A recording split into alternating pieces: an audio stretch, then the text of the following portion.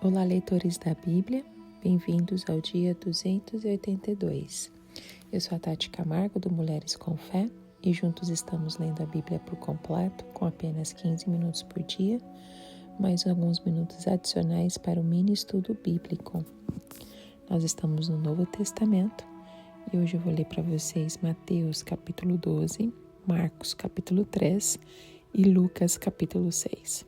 Lembrando que nós estamos no método cronológico, então tudo que nós estamos lendo é de acordo com a ordem dos eventos que foram acontecendo. Antes de nós começarmos a leitura, vou fazer uma oração. Senhor Deus, Pai querido, obrigado por mais um dia de vida, obrigado pela Tua presença em nossas vidas. Obrigada, Pai, por essa oportunidade de estarmos lendo a Tua Palavra e nos relacionando mais contigo, profundamente, através de cada leitura, de cada capítulo. Que o Teu Espírito Santo possa nos trazer conhecimento, entendimento, abrir os nossos olhos para entender o que o Senhor está nos falando, nos revelando, nos dando sabedoria, que possamos conhecer algo novo sobre o Senhor como nunca soubemos antes e que possamos te amar mais, te amar muito mais do que nós amamos hoje e amar as pessoas que o Senhor colocar em nossos caminhos. Que o Senhor esteja conosco nessa leitura, nos transformando para a Tua honra e Tua glória. Em nome de Jesus. Amém. Mateus capítulo 12. O Senhor do Sábado. Naquela ocasião, Jesus passou pelas lavouras de cereal no sábado. Seus discípulos estavam com fome e começaram a colher espigas para comê-las. Os fariseus, vendo aquilo, lhe disseram: Olha, os teus discípulos estão fazendo o que não é permitido no sábado. Ele respondeu: Vocês não leram o que fez Davi quando ele e seus companheiros estavam com fome? Ele entrou na casa de Deus e junto com seus companheiros comeu os pães da presença, e que não lhes era permitido fazer, mas apenas aos sacerdotes. Ou vocês não leram na lei que no sábado os sacerdotes no templo profanam esse dia e contudo ficam sem culpa? Eu lhes digo que aqui está o que é maior do que o templo. Se vocês soubessem o que significam estas palavras, desejo misericórdia, não sacrifícios, não teriam condenado inocentes, pois o Filho do Homem é Senhor do sábado. Saindo daquele lugar, dirigiu-se à sinagoga deles. Estava ali um homem com uma mão atrofiada, procurando motivo para acusar Jesus. Eles lhe perguntaram: É permitido curar no sábado? Ele lhes respondeu: Qual de vocês, se tiver uma ovelha e ela cair num buraco no sábado, não irá pegá-la e tirá-la de lá? Quanto mais vale um homem do que uma ovelha? Portanto, é permitido fazer o bem no sábado. Então ele disse ao homem: Estenda a mão. Ele a estendeu e ela foi restaurada e ficou boa como a outra. Então os fariseus saíram e começaram a conspirar sobre como poderiam matar Jesus, o servo escolhido de Deus. Sabendo isso, Jesus retirou-se daquele lugar. Muitos o seguiram e ele curou todos os doentes que havia entre eles, advertindo-os que não dissessem quem ele era. Isso aconteceu para se cumprir o que fora dito por meio do profeta Isaías. Eis o meu servo a quem escolhi, o meu amado em quem tenho prazer. Porei sobre ele o meu espírito e ele anunciará justiça às nações. Não discutirá, nem gritará, ninguém ouvirá sua voz nas ruas. Não quebrará o caniço rachado, não apagará o pavio fumegante, até que leve a vitória à justiça. Em seu nome as nações porão sua esperança. A acusação contra Jesus. Depois disso, levaram-lhe um endemoniado que era cego e mudo, e Jesus o curou, de modo que ele pôde falar e ver. Todo o povo ficou atônito e disse: Não será este o filho de Davi? Mas quando os fariseus ouviram isso, disseram: É somente por Beelzebu, o príncipe dos demônios, que ele expulsa os demônios. Jesus, conhecendo seus pensamentos, disse-lhes: Todo reino dividido contra si mesmo será arruinado, e toda cidade ou casa dividida contra si mesma não subsistirá. Se Satanás expulsa Satanás, está dividido contra si mesmo. Como então subsistirá seu reino? E se eu expulso demônios por Beelzebu, por quem os expulsam os filhos de vocês? Por isso eles mesmos serão juízes sobre vocês. Mas se é pelo Espírito de Deus que eu expulso demônios, então chegou a vocês o reino de Deus. Ou, como alguém pode entrar na casa do homem forte e levar dali seus bens, sem antes amarrá-lo? Só então poderá roubar a casa dele. Aquele que não está comigo está contra mim, e aquele que comigo não ajunta, espalha. Por esse motivo eu lhes digo, todo pecado e blasfêmia serão perdoados aos homens, mas a blasfêmia contra o Espírito não será perdoada. Todo aquele que disser uma palavra contra o Espírito Santo não será perdoado, nem nesta era, nem na que há de vir. Considerem, uma árvore boa dá fruto bom, e uma árvore ruim dá fruto ruim, pois uma árvore é conhecida por seu fruto. Raça de víboras, como podem vocês, que são maus, dizer coisas boas? Pois a boca fala do que o coração está cheio. O homem bom, do seu bom tesouro, tira coisas boas, e o homem mau, do seu mau tesouro, tira coisas más. Mas eu lhe digo isto, que no dia do juízo, os homens haverão de dar conta de toda palavra inútil que tiverem falado, pois por suas palavras vocês serão absolvidos, e por suas palavras serão condenados. O sinal de Jonas. Então, alguns dos fariseus e mestres da lei lhe disseram: Mestre, queremos ver um sinal miraculoso feito por ti. Ele respondeu: Uma geração perversa e adúltera pede um sinal miraculoso, mas nenhum sinal lhe será dado, exceto o sinal do profeta Jonas. Pois assim como Jonas esteve 3 dias e 3 noites no ventre de um grande peixe, assim o Filho do Homem ficará 3 dias e 3 noites no coração da terra. Os homens de Nínive se levantarão no juízo com esta geração e a condenarão, pois eles se arrependeram com a pregação de Jonas. E agora está aqui o que é maior do que Jonas. A rainha do sul se levantará no juízo com esta geração e a condenará, pois ela veio dos confins da terra para ouvir a sabedoria de Salomão. E agora está aqui o que é maior do que Salomão. Quando um espírito imundo sai de um homem, passa por lugares áridos, procurando descanso. Como não encontra, diz: Voltarei para a casa de onde saí. Chegando, encontra a casa desocupada, varrida e em ordem. Então vai e traz consigo outros 7 espíritos, piores do que ele. E entrando, passam a viver ali. E o estado final daquele homem torna-se pior do que o primeiro. Assim acontecerá a esta geração perversa. A mãe e os irmãos de Jesus. Falava ainda Jesus à multidão quando sua mãe e seus irmãos chegaram do lado de fora querendo falar com ele. Alguém lhe disse: Sua mãe e seus irmãos estão lá fora e querem falar contigo. Quem é minha mãe e quem são os meus irmãos? Perguntou ele.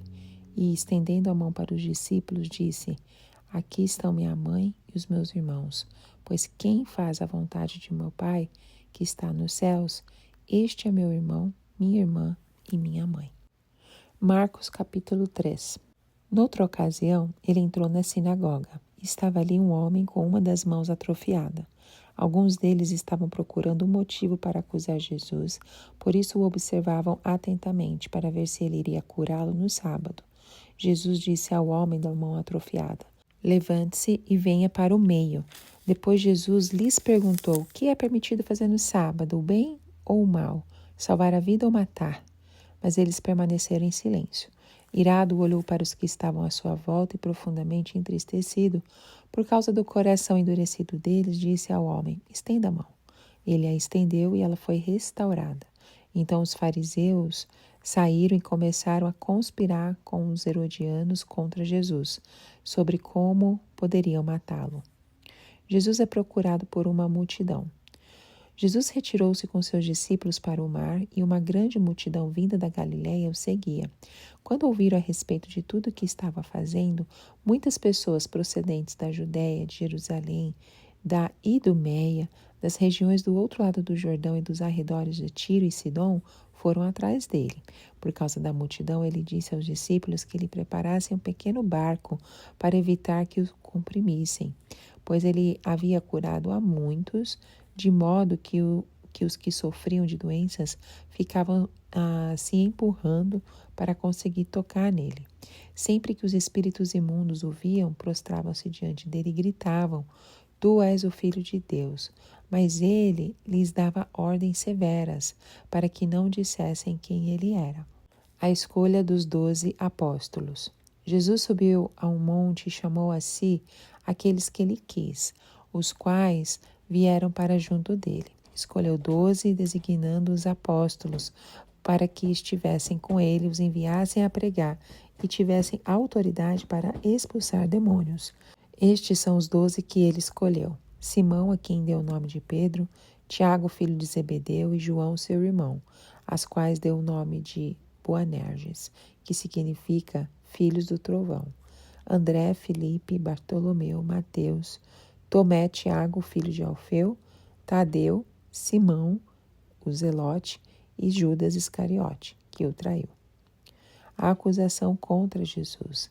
Então Jesus entrou numa casa e novamente reuniu-se ali uma multidão, de modo que ele e os seus discípulos não conseguiam nem comer.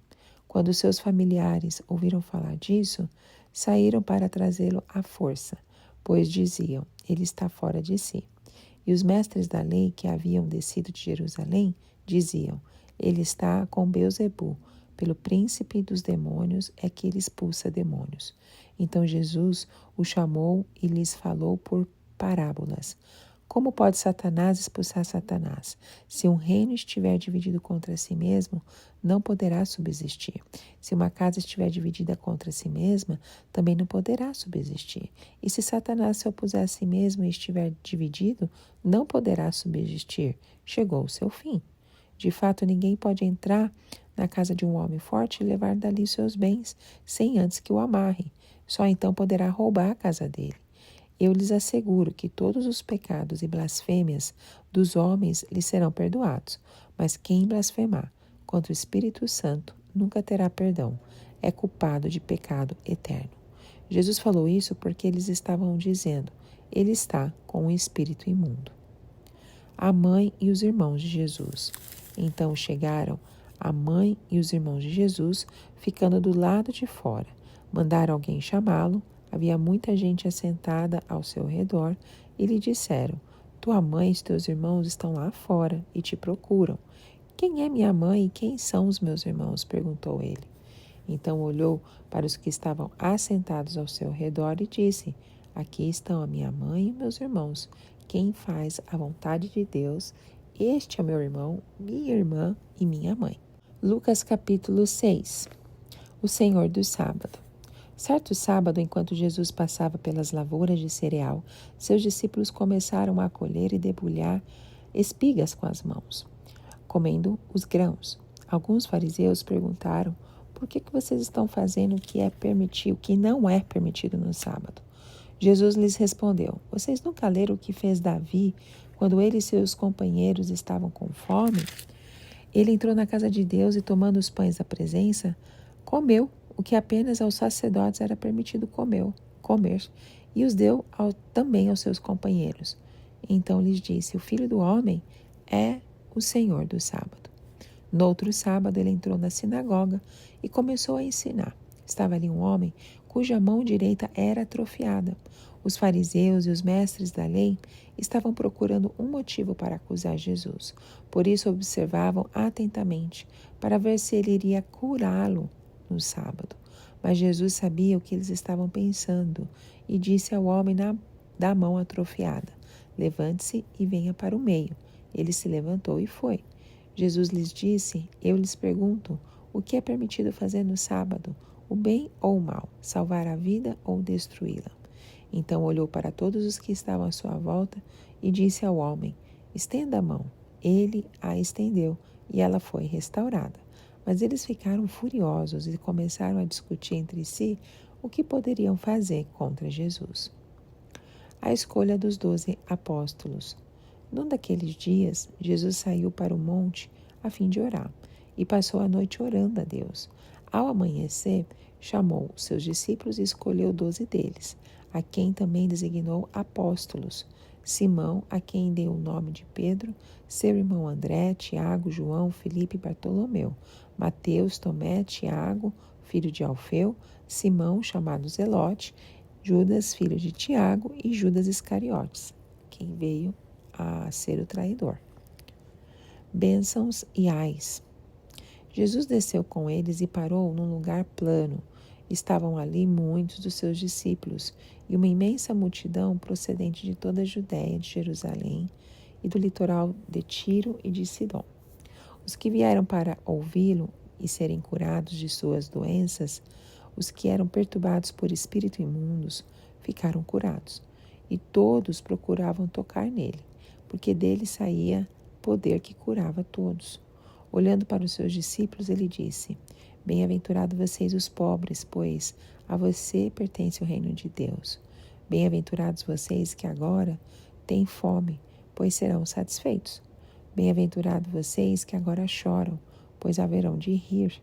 Bem-aventurados serão vocês quando os odiarem, expulsarem e insultarem e eliminarem o nome de vocês, como sendo mal por causa do Filho do Homem. Regozijem-se nesse dia e saltem de alegria, porque grande é a sua recompensa no céu, pois assim os antepassados deles trataram os profetas. Mas ai de vocês, os ricos, pois já receberam a sua consolação. Ai de vocês que agora têm fartura, porque passarão fome. Ai de vocês que agora riem, pois haverão de se lamentar e chorar.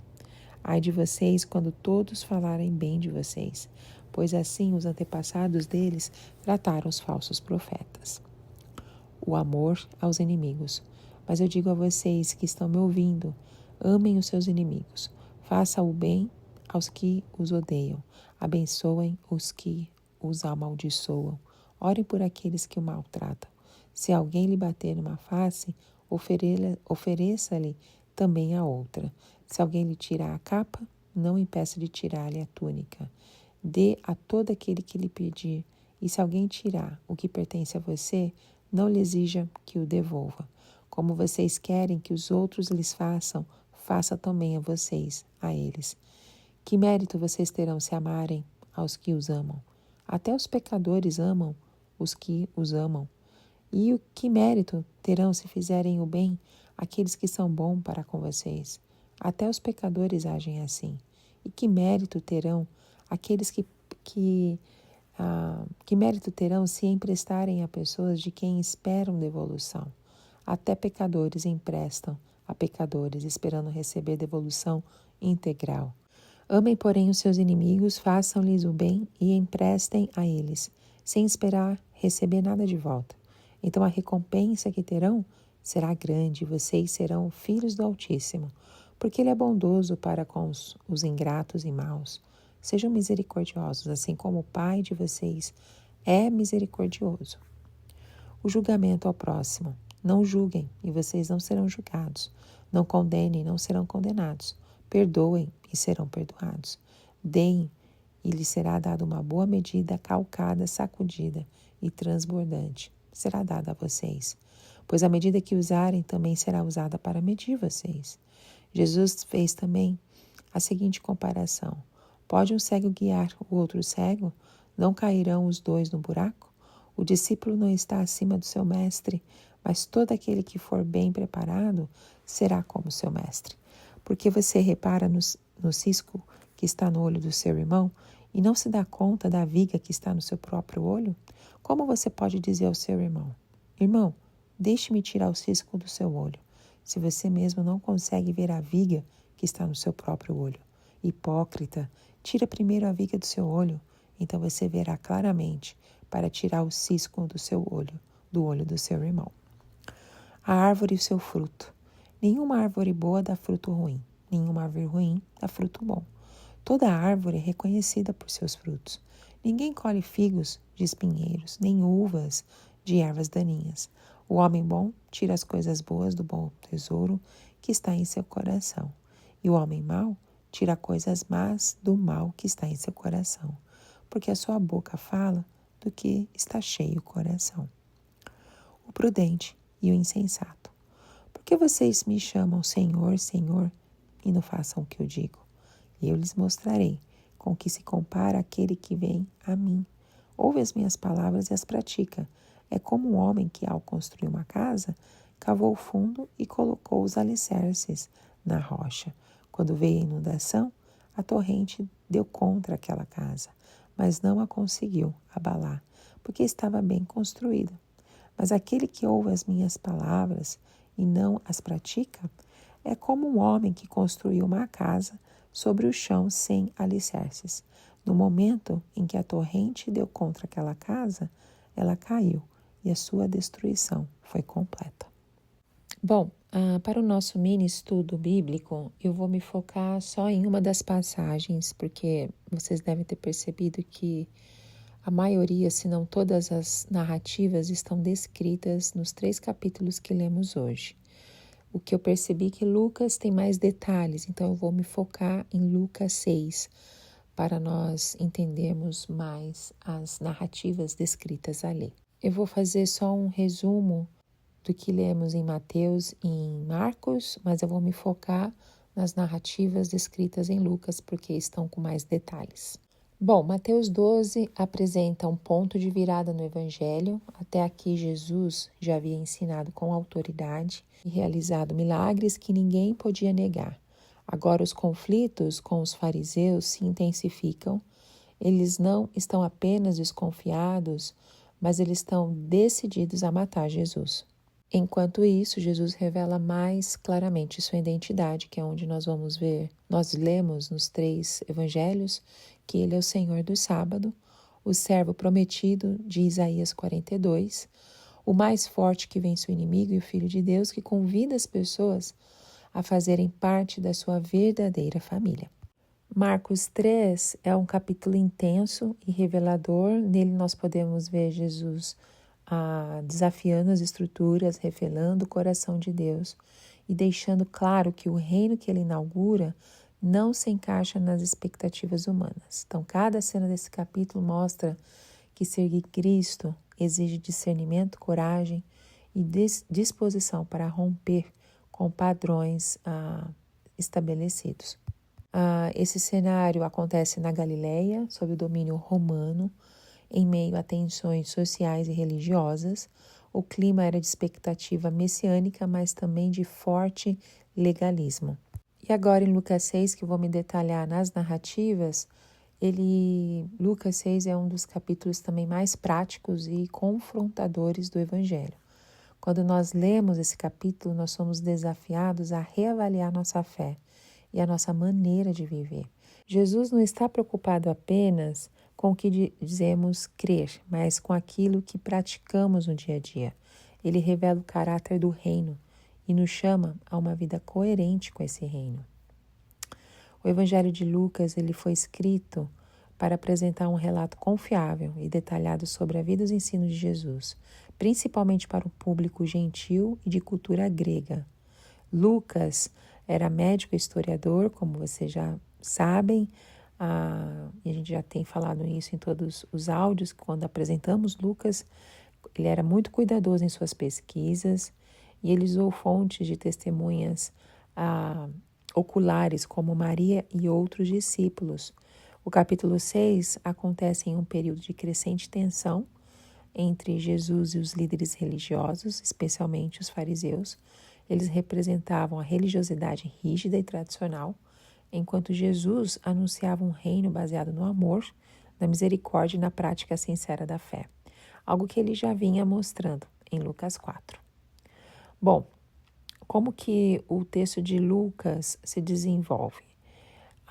Ele vai ser dividido em 5 partes principais que revelam o ensino radical de Jesus e o chamado à prática genuína da fé. Vamos falar então do sábado. Por que Jesus desafia a visão tradicional sobre o sábado? Os fariseus, eles acusam os discípulos de violarem o sábado por colherem espigas. Jesus responde com o exemplo de Davi, que comeu os pães da presença. Vocês podem ler lá em 1 Samuel 21, mostrando que o bem-estar humano está acima das tradições. O Filho do Homem é o Senhor do sábado. Esse episódio revela a autoridade de Jesus, já afirmada em Lucas 5, onde ele perdoa pecados e cura o paralítico, algo que também incomodou os líderes.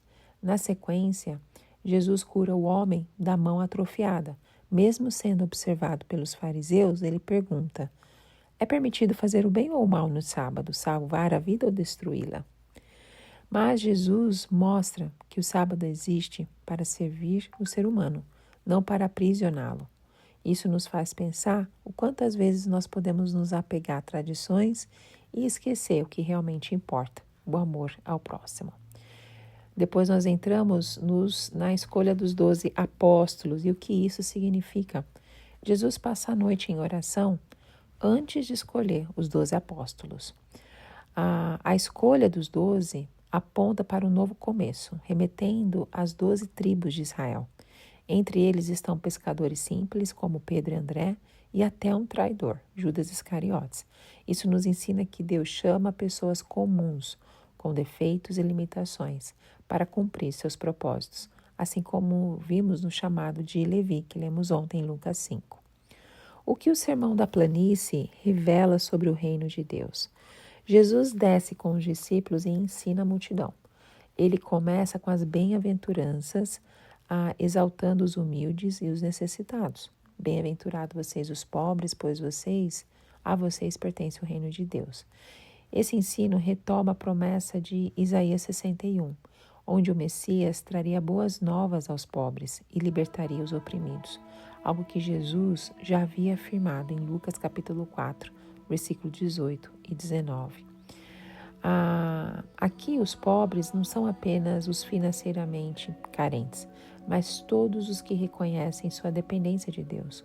Por outro lado, os ricos e satisfeitos são advertidos, pois podem confiar em si mesmos e se afastar de Deus. Essa inversão de valores nos faz lembrar que o reino de Deus não funciona segundo a lógica humana. É preciso humildade e fé para fazer parte dele. Porque o amor aos inimigos é o centro do reino. Jesus apresenta o ensino mais radical do Evangelho. Amem os seus inimigos.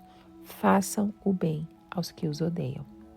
Essa atitude vai além da lógica humana e imita o caráter do próprio Deus, como já vimos em Mateus 5, os versículos 43 a 48. Nós não lemos ainda Mateus 5. Enfim, nós somos chamados a ser perfeitos em amor, como o Pai. Jesus também afirma: sejam misericordiosos, assim como o Pai de vocês é misericordioso.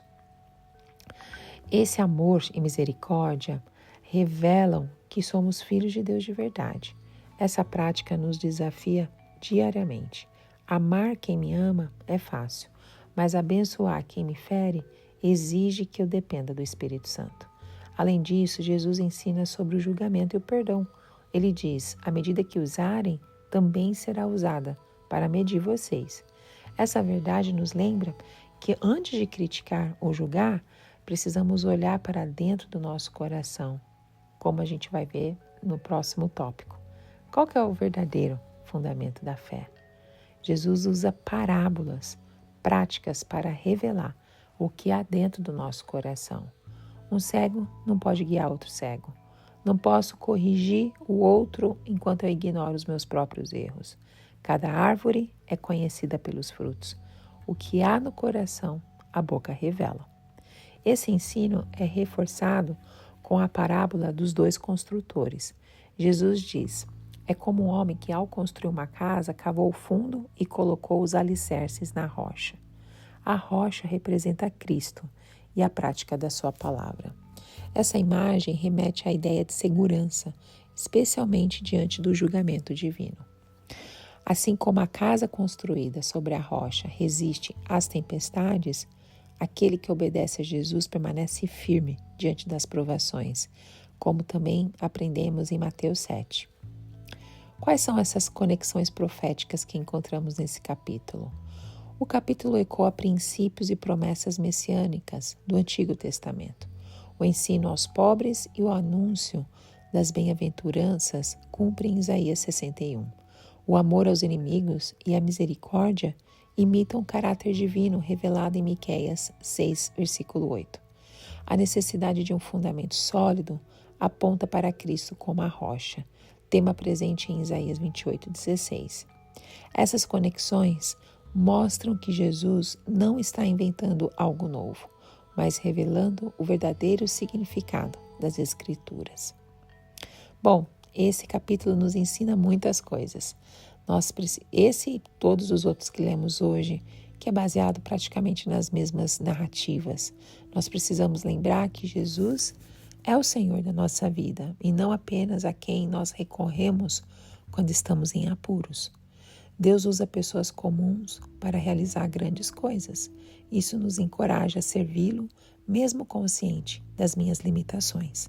O reino de Deus não segue a lógica do mundo. Ser humilde e depender de Deus é o que realmente importa. Amar os inimigos e perdoar exige que eu abra a mão do orgulho e permita que o Espírito Santo me transforme. Minha vida deve estar firmada em Cristo e na prática da sua palavra. Só assim permanecerei firme diante das crises. Jesus nos convida hoje a não ser apenas um ouvinte, mas alguém que coloca em prática o que ele ensina. Este é o verdadeiro fundamento da fé. Amém? Que Deus te abençoe grandemente e até o próximo áudio. Tchau, tchau.